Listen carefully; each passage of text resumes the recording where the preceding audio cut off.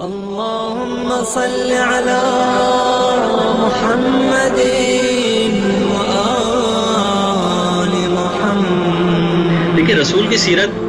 اکثر میں نے دیکھا ہے کہ افراد پڑھنے والے بھی ہیں، رسول کی سیرت کی اگر کوئی کتاب نظر آئے گی تو اس کو اوائڈ کر دیتے ہیں کہ شاید بور سی کوئی کتاب ہوگی۔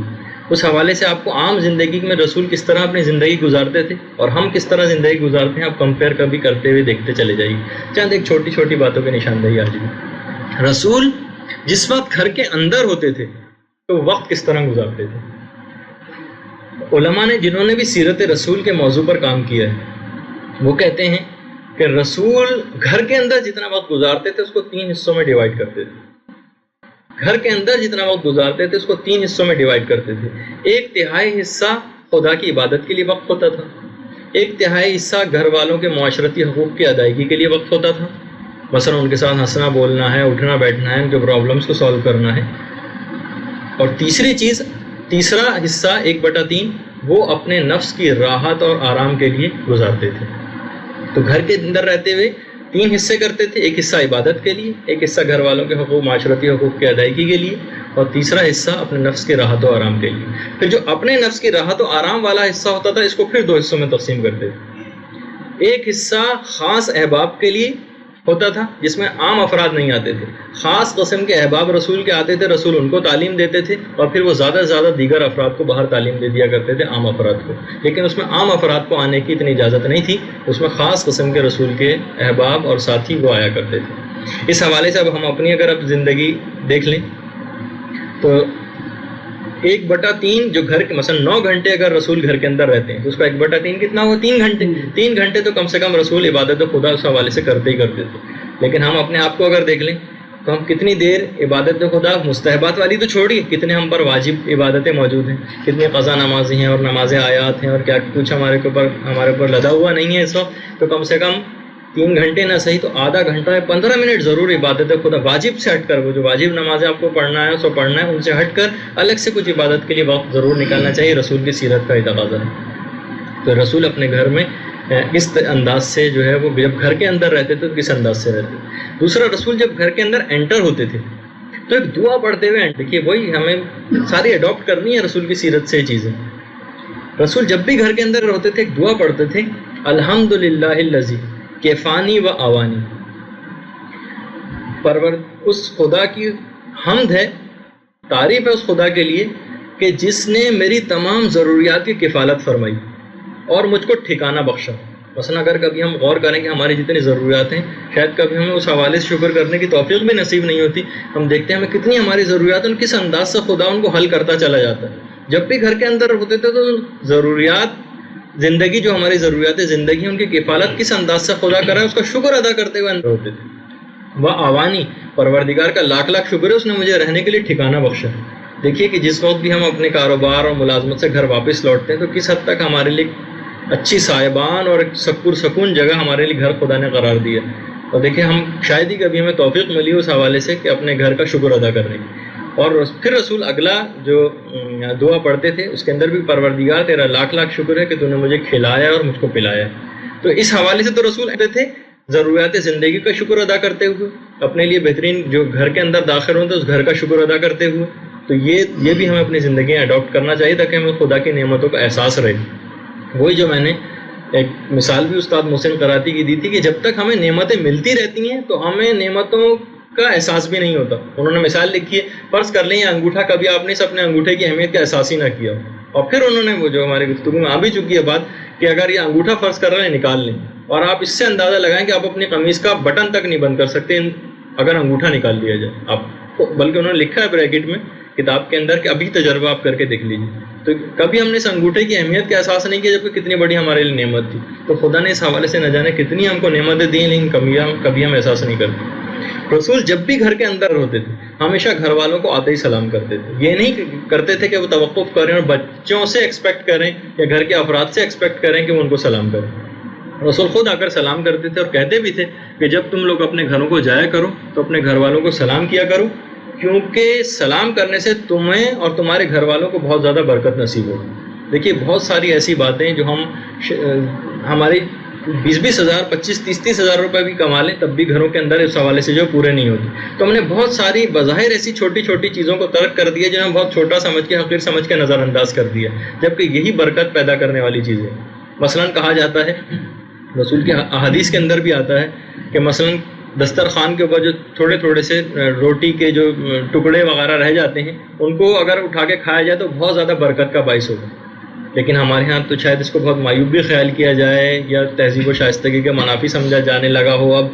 لیکن بہرحال کی چیزیں برکت کا پیدا کرنے کا سبب ہے. یا کچھ پرانے علماء اور بزرگوں کا طریقہ کار علماء نے اپنی کتابوں میں لکھا ہے کہ وہ ہمیشہ کھانا کھانے کے بعد دسترخوان پر سجدہ کیا کرتے تھے کہ یہ بہت زیادہ کہ پروردگار کا لاکھ لاکھ شکر ہے اس نے ہمیں اتنے رزق اور نعمتیں عطا کی. تو اس حوالے سے برکت پیدا کرنے کا سبب بن رہا تھا. تو جب بھی گھر کے اندر اس حوالے سے انٹر ہوتے تو یہ دعا پڑھتے، اس طرح شکر کرتے ہوئے انٹر ہوتے اور اس کے بعد سلام کیا کرتے تاکہ جو ہے گھر والوں کو زیادہ سے زیادہ برکت ملے. رسول جس وقت اچھا دیکھیے رسول کا سونا اور جاگنا کس انداز کا ہوتا تھا. دیکھیے وہی چھوٹی چھوٹی باتیں کہ جو ہمیں بھی اڈاپٹ کرنے کی کوشش کرنی چاہیے. رسول کبھی بھی حد اعتدال سے زیادہ نہیں سوتے تھے،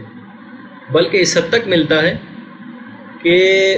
رسول ایک ہی رات میں بار بار سوتے اور اٹھتے تھے. یعنی سو جاتے تھے پھر اٹھ کر عبادت خدا کرنے لگتے تھے، پھر سو جاتے تھے پھر 1-2 گھنٹے بعد اٹھ کے عبادت خدا کرنے لگتے. اس طرح کئی بار سوتے اور جاگتے تھے، عبادت خدا بھی ہوتی رہتی تھی. بلکہ علماء نے لکھا کہ گھر میں اور افراد جو ہوتے تھے، جو جاگ رہا ہوتا تھا وہ بھی رسول کو دیکھ لیتا تھا. یعنی جو بھی جس کی بھی آنکھ کھل جاتی تھی وہ رسول کو کسی نہ کسی حوالے سے دیکھ لیا کرتا تھا. رات میں اتنی بار اٹھتے اور جاگتے تھے عبادت خدا کے لیے. ہماری طرح نہیں کہ 8-8 گھنٹے اور 10-10 گھنٹے اور 12-12 گھنٹے جو سونے پہ آئے تو بالکل ہی سوتے چلے گئے. اور اس حوالے سے بھی آپ دیکھیں رسول کا بستر کچھ اتنا زیادہ سخت قسم کا رسول جان بوجھ کر اپنے بستر کو رکھتے تھے کہ ایک دفعہ رسول کی ایک زوجہ نے بستر کو کچھ نرم کر دیا. تو رات بھر کچھ کروٹیں بدلتے رہے اور اگلے دن پوچھا کہ تم نے میرا بستر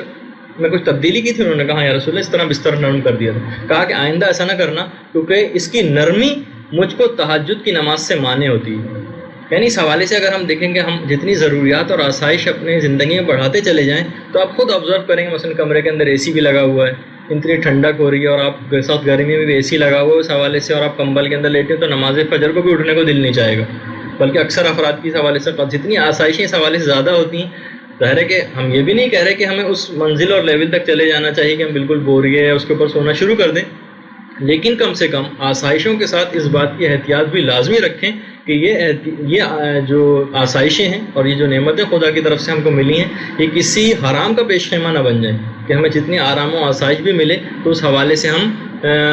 نمازیں ہماری قضا ہونے لگے ہیں، دیگر قسم کے حرام کاموں کے اندر اگر ہم گرفتار ہونے لگے تو اس سے اپنے آپ کو ہر صورت میں بچانا ہے. بلکہ روایت کے اندر تذکرہ ہے کہ عبداللہ ابن مسعود ایک دفعہ گھر کے اندر داخل ہوئے، دیکھا کہ رسول اللہ بوریے کے اوپر آرام فرما رہے ہیں. عبداللہ ابن مسعود کو دیکھ کر رسول اٹھے. عبداللہ ابن مسعود نے دیکھا کہ رسول کے جسم کے اوپر بوریے کے نشانات پڑے ہوئے ہیں. عبداللہ ابن مسعود کہنے لگے میں دیکھ کر رونے لگا. رسول نے کہا اے عبداللہ کیوں رو رہے؟ کہا کہ یا رسول اللہ قیصر و کسرا تو ریشم و مخمل پر سوئیں اور آپ اس سخت بوریے کے اوپر. تو رسول نے کہا عبداللہ بن مسعود رونے کی کوئی بات نہیں، ان کے لیے خدا نے دنیا رکھی، ہمارے لیے آخرت رکھی.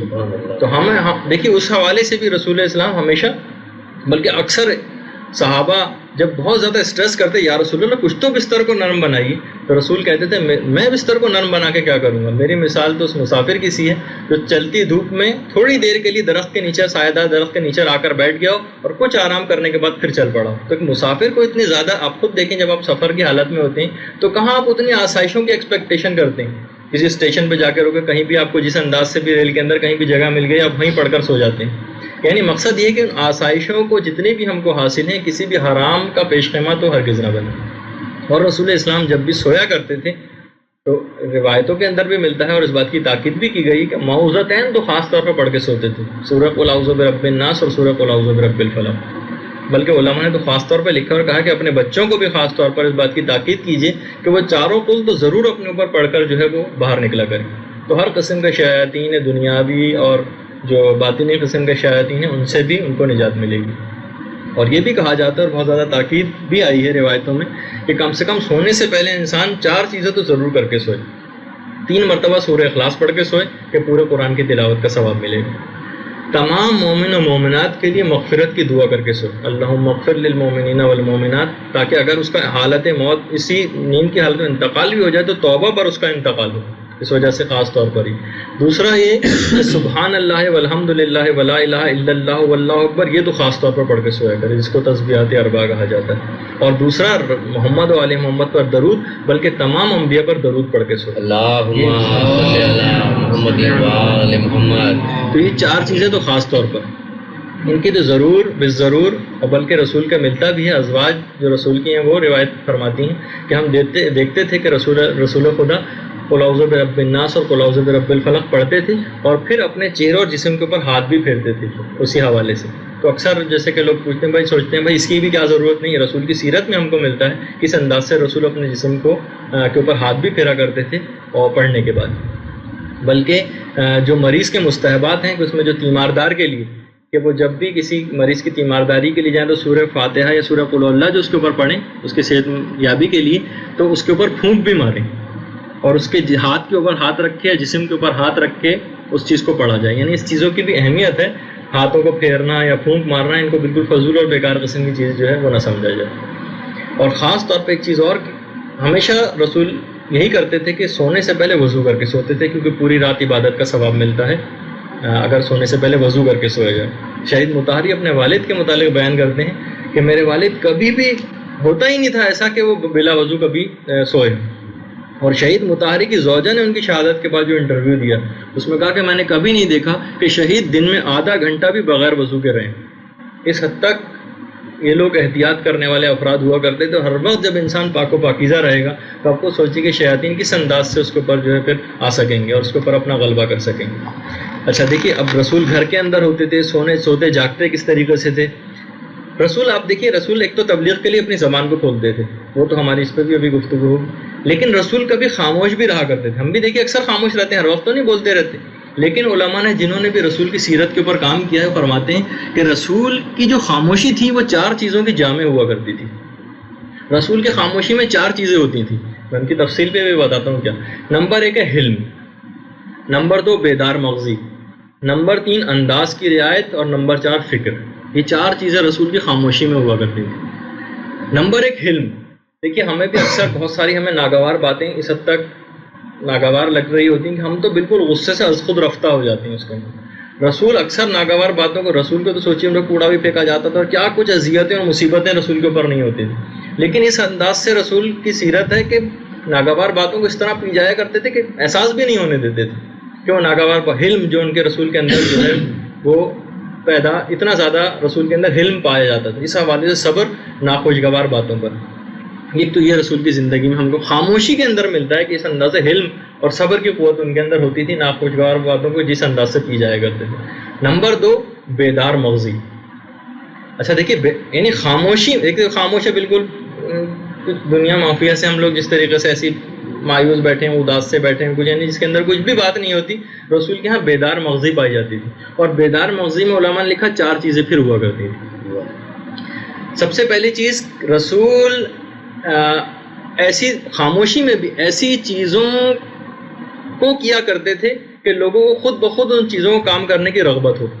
اس خاموشی میں دیکھیں، منہ سے کچھ بھی نہیں کر رہے، عمل اسی خاموشی کے اندر ایسا کر رہے ہیں کہ خود بخود لوگوں کو رغبت پیدا ہو۔ مثلا خود ہم بھی اگر دیکھیں، مثلا بچے جو ہیں وہ اگر اپنے باپ کو دیکھیں گے، باپ جو ہے مثلا قرآن پڑھ رہا ہے بیٹھا ہوا، تفسیر پڑھ رہا ہوا بیٹھا ہوا، کسی کتاب کا مطالعہ کر رہا ہے، کوئی دینی کام کر رہا ہے، تو بچے خود بخود، یعنی چاہے باپ منہ سے کچھ بھی نہیں کہہ رہا لیکن بچے اس کو آبزرو کریں گے، اس کی شخصیت کا اثر لیں گے، اس کی خاموشی میں اس انداز سے تبلیغ ہو جائے گی۔ تو رسول کی پہلی چیز یعنی خاموشی میں جو بیدار مغزی تھی، اس میں پہلی چیز ہے کہ خود بخود ایسے کاموں کو کیا کرتے تھے کہ خود بخود لوگوں کو ترغیب ہو ان نیک کاموں کو کرنے کی۔ اور نمبر 2 اس بیدار مغزی کے اندر ان تمام کاموں کو کرنے سے اجتناب کرتے تھے جو کہ برے ہوں، تاکہ لوگ بھی ان برے کاموں سے باز رہیں۔ مثلا خود آپ گھر میں کسی بڑے یا باپ کو یا بھائی کو، جس کے گھر کے اندر چھوٹے بھی موجود ہیں، وہ دیکھیں گے اگر مثلا فلم آ رہی ہے، ٹی وی کے اوپر کوئی گانا آ رہا ہے، کچھ بھی ان کا خاموشی کے اندر، مثلا ٹی وی کی آواز کو بند کر رہے ہیں، سلو کر رہے ہیں، بند کر رہے ہیں، اٹھ کر جا رہے ہیں، ناراضگی کا اظہار کر رہے ہیں، چاہے منہ سے کچھ بھی نہیں کہہ رہے، تب بھی خود بخود بچے ان کاموں سے باز رکھنے کی کوشش کریں گے۔ تو رسول ہر ان کاموں کو خاموشی میں اوائڈ کرتے تھے کہ لوگ خود بخود اس سے نصیحت لیں گے، ہمیں بھی اس سے باز رہنا ہے۔ نمبر 3 رسول رسول کی کوشش یہ ہوتی تھی کہ اپنی رائے کو ایسے امور میں صرف کرنے کے اہتمام کے متعلق سوچا کرتے تھے جس میں امت کی کوئی مصلحت ہو. مثلا کبھی بھی ہم نے سوچا کہ اس وقت شیعت کی مصلحت کیا ہے, ہمیں کس انداز سے خدمات انجام دینی چاہیے؟ کبھی بھی نہیں ہم لوگ سوچتے. رسول کی سیرت کا تقاضا ہے کہ اگر خاموش بھی کبھی رہیں تو ہمیشہ شیعت اور اسلام کی مصلحتوں کے متعلق سوچیں کہ اس وقت اسلام کی اور شیعت کی مصلحت کیا ہے, ہمیں کس انداز میں خدمات انجام دینی چاہیے. رسول کی خاموشی میں جو بیدار مغزی تھی اس میں تیسری بات. اور چوتھی بات یہ کہ رسول ہمیشہ ایسے امور کے اہتمام کرنے کے متعلق سوچا کرتے تھے جس میں ان کی امت کی دنیا اور آخرت دونوں کی فلاح ہو. یہ نہیں, اچھا ہم دیکھتے ہیں کہ اگر ہم کچھ افراد جو ہے راغب بھی ہو جاتے ہیں اسلام کی طرف تو دنیا ہمارے ہاتھ سے چھوٹی چلی جاتی ہے کہ ہم اس حوالے سے بالکل ہی معاشی اعتبار سے پست ہو رہے ہیں اور تعلیمی اعتبار سے بھی پست ہو رہے ہیں اور سمجھ یہ رہے ہیں کہ ہم اخلاق کو بلند کرنے میں لگے ہوئے ہیں. یہ بھی غیر اسلامی چیز ہے. اسلام اور مسلمانوں کی شان و شوکت کو بڑھانے کے لیے ہمیشہ دنیا کو بھی اس حوالے سے حاصل کرنے کی مومن کو کوشش کرنا چاہیے. اچھا دنیا کی طرف جب ہمارے طالب علم نکلتے ہیں تو بس وہ دنیا کے ہو کے رہ جاتے ہیں, پھر اسلام کو خیر آباد کہنا پڑتا ہے. تو کچھ ایسا اعتدال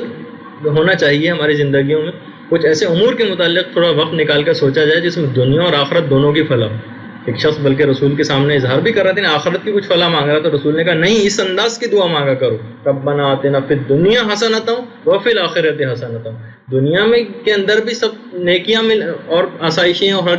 جو ہے چیزوں کی فراوانی ملے, اور آخرت کے اندر بھی ایسی حسنات ملنی چاہیے. دنیا اور آخرت دونوں کے امور کے اندر اس انداز سے رسول جو ہے وہ فکر کیا کرتے تھے. تو ہمیں بھی اپنے بچوں کو اس اعتبار سے نہیں کہ ٹھیک ہے ہم عالم ان کو بنائیں, لیکن اور دیگر بھی دنیاوی اعتبارات سے بھی ان کی برتری کی فکر جو ہے وہ بھی کریں کہ اس سے بہرحال اسلام, مسلمان اور شیعت کو شان و شوکت میں ان کی اضافہ ہوگا. اچھا اس کے بعد رسول جب تبلیغ کیا کرتے تھے, دیکھیے ابھی تک تو رسول خاموش تھے, اور خاموشی کے اندر دیکھیے ان کے کیا کیا پیغامات ہیں رسول کی زندگی کے. جب بولتے بھی تھے تو جیسے کہ رسول کا تربیت یافتہ اصحاب بھی تھے, وہ بھی کہا کرتے تھے کہ دیکھیے ہمارا جتنے بھی افراد یہاں ہیں کسی نہ کسی اعتبار سے واعظ و نصیحت کی باتیں لوگوں تک پہنچاتے ہی ہیں. خود عبداللہ ابن عباس جن کو مفسر قرآن بھی کہا جاتا ہے, عبداللہ ابن عباس فرماتے ہیں کہ وہ اکثر کہا کرتے تھے کہ بات یاد رکھو کہ لوگوں کو ایک دفعہ ہفتے میں ایک بار واعظ تو کرنا ضروری ہے, 2 دفعہ واعظ بھی کر سکتے ہو, اور 3 سے زائد بار اگر تم نے واعظ کیا تو لوگ متنفر ہو جائیں گے. تو آپ کو یہ بھی تھوڑا سا کرنا ہے کہ کس وقت واعظ و نصیحت کی بات کرنی ہے, کس وقت نہیں کرنی ہے. جس وقت ان کی طبیعت راغب ہو واعظ و نصیحت سننے کے لیے اس وقت تو آپ ان کو واعظ و نصیحت کی بات کریں, اور جب دیکھیں گے اس وقت بالکل تیار نہیں ہو تو اس وقت خود بھی آپ اوائڈ کریں, سوائے کہ ان رعایتوں کا خیال کرتے ہوئے جو امر بالمعروف کے مسائل کے تحت ضروری ہیں. کہ اگر امر بالمعروف کے مسائل یہ کہہ رہے ہیں کہ آپ کو اس وقت امر بالمعروف کرنا ہے اور تو اس آدمی کی بھی پرواہ نہیں کرنی, لیکن اگر امر بالمعروف آپ پر مستحب و واجب نہ ہو تو اس حوالے سے واعظ و نصیحت میں آپ کوشش کریں جب بھی کہ بہت زیادہ اگر مثلا روزانہ ہی دروس ہونے شروع ہو جائیں تو ایک وقت ایسا آئے گا کہ لوگوں کے نزدیک بالکل عام سی بات بن جائے گی اور وہ اس کے اوپر توجہ بھی نہیں دیں گے بالکل. تو اس حوالے سے واعظ و نصیحت کے اندر بھی اس انداز سے اعتدال. اور رسول کی یہ بات بھی ہوتی تھی کہ جو خاص قسم کی باتیں ہوتی تھیں ان کو ہمیشہ 3 دفعہ تکرار کیا کرتے تھے. اور رسول کی زندگی میں ایک اور بھی بات ملتی ہے کہ رسول جس وقت بھی واعظ و نصیحت کر رہے ہوتے تو بیچ میں کوئی سوال کر دیتا تھا تو رسول اس کو فی الوقت نظر انداز کرتے تھے. جب اپنی بات کو مکمل کر لیتے تھے تو پوری توجہ کے ساتھ اس کی معروضات پھر سنتے تھے اور پھر اس کو جوابات دیا کرتے تھے. تو اس انداز سے بھی کہ ہمارے جو بالکل بیچ میں بھی علماء سے بھی سوالات کر لیے جاتے ہیں اور جو گفتگو کو انٹرپٹ کیا جاتا ہے تو رسول یہ نہیں کہ کسی ناگواری کا اظہار فرماتے تھے بلکہ واعظ و نصیحت میں اپنی گفتگو کو جاری رکھتے تھے اور پھر ایک دم سے جب بات مکمل ہو جاتی تو اسی شخص کے اوپر آ کے اس کے عرض اور معروض ضرور سنا کرتے تھے. دیکھیے ہم بہت زیادہ رسول سے محبت کا دعویٰ بھی کرتے ہیں اور بہت زیادہ رسول کا تذکرہ آتا ہے, آنکھیں بھی بھر جاتی ہیں اور اس حوالے سے یعنی بہت زیادہ محبت کا ایک دل کے اندر ایک احساس آتا ہے. ایک شخص رسول کے پاس آئے کہنے لگا یا رسول اللہ اتنا زیادہ آپ سے محبت کرتا ہوں کہ میں گھر میں بھی جب ہوتا ہوں بیوی بچوں کے پاس بھی ہوتا ہوں تو جب تک میں آپ کے پاس دوبارہ نہیں آ جاتا مجھے چین نہیں ملتا, لیکن یا رسول اللہ ایک بات ایسی ہے کہ جب بھی میں اس کے متعلق سوچتا ہوں مجھے سمجھ نہیں آتا کہ پھر میں کیا کروں. اور وہ بات یہ ہے کہ جب بھی میں آپ کے انتقال کے متعلق سوچتا ہوں یا اپنی موت کے متعلق سوچتا ہوں میں ابھی تو یہ سوچ لیتا ہوں کہ میں رسول کے پاس آ جاتا ہوں کہ رفاقت مجھ کو نصیب ہوتی ہے, لیکن اگر آپ کا انتقال ہو گیا تو آپ تو انبیاء کا جو اعلیٰ ترین درجہ جنت میں وہاں پہنچ جائیں گے, اور اگر خدا کی رحمت شامل حال ہوئی تو اور میں جنت میں پہنچ بھی گیا تب بھی آپ کے درجے تک تو نہیں پہنچ سکوں گا. مجھے بتائیے کہ میں کیا کروں, میں تو اس دنیا کے اندر رہنے میں آپ کے بغیر اتنا زیادہ وہ ہو رہا ہے تو آخرت میں کس طریقے سے برداشت کروں گا اس چیز کو. روایت میں ملتا ہے کہ رسول اسلام خاموش رہے یہاں تک کہ قرآن کی ایک آیت اتری. اللہ اکبر. قرآن کی آیت وَمَن يُطِعِ اللَّهَ وَالرَّسُولَ أُولَٰئِكَ مَعَ الَّذِينَ أَنْعَمَ اللَّهُ عَلَيْهِم مِّنَ النَّبِيِّينَ وَالصِّدِّيقِينَ وَالشُّهَدَاءِ وَالصَّالِحِينَ أُولَٰئِكَ حَسُنَ أُولَٰئِكَ رَفِيقًا. قرآن کی آیت ہے کہ وہ افراد جنہوں نے بھی خدا اور اس کے رسول کی اطاعت کی، خدا ان افراد کے ساتھ ان کو جنت میں رکھے گا جن میں نبی ہیں، صدیق ہیں، شہداء ہیں، صالحین ہیں، اور یہ بہترین قسم کے رفیق ہیں. یعنی رسول نے خود کوئی جواب نہیں دیا، یہاں تک کہ قرآن کے خود خدا نے قرآن کی ایک آیت جو ہے وہ اتاری تو اس کے اندر یہ بات آئی کہ اگر ہم اس حوالے سے رسول کی سیرت کا اس حد تک اتباع کریں، وَمَن يُطِعِ اللَّهَ وَرَسُولَهُ، خدا اور اس کے رسول کی اطاعت کریں، تو اس بات کو یقین جانیے کہ بس پھر رسول کا ساتھ اور رفاقت ہم کو نصیب ہو جائے گی. تو چند ایک اس قسم کے پہلو یہ بھی میں نے سوچا کہ یہ کسی نہ کسی حوالے سے جو ہے دیکھیے 3-4 صرف باتیں اگرچہ آپ آئیں گے رسول گھر میں کس طرح زندگی گزارتے اس میں پیغام ایک تو ہمیں یہ ملا کہ ہمیں کچھ عبادتیں اور کچھ غزا واجبات ہم کو انجام دینے کی کوشش کرنی چاہیے، گھر والوں کے معاشرتی امور اور جتنی بھی قسم کی پرابلمس ہیں ان کو سالو کرنا چاہیے. کہ جو اپنے نفس و راحت و آرام کے لیے جو وقت ہے اس کو بھی 2 حصوں میں ڈیوائڈ کرتے تھے، کچھ خاص قسم کے احباب کو تعلیم دیتے تھے تاکہ وہ دیگر افراد کو تعلیم دیں، اور پھر اپنے نفس کی راحت و آرام کا جب موقع آتا تھا تو سوتے اور جاگتے تھے، اس میں بھی عبادت خدا سے انداز سے انجام دیا کرتے تھے. سوتے وقت کیا اعمال کرتے تھے، گھر میں داخل ہوتے وقت کیا کرتے تھے، خاموش بھی ہوتے تھے تو کن کن امور کی فکر ہوتی تھی، بولتے بھی تھے تبلیغ کے حوالے سے کیا رسول کی زندگی کیا تھی، اس سے ہم اپنی زندگی کو کمپیئر کس طریقے سے کریں.